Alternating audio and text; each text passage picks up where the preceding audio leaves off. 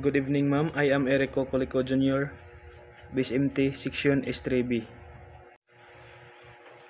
The first question is, what is the importance of PMIRS-5 resilience in your program Base MT?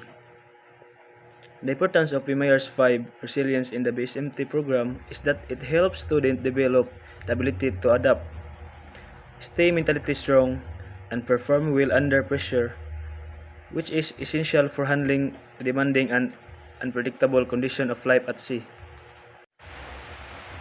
Second question is, how will this course or subject help you fulfill your dream of becoming a successful seafarer?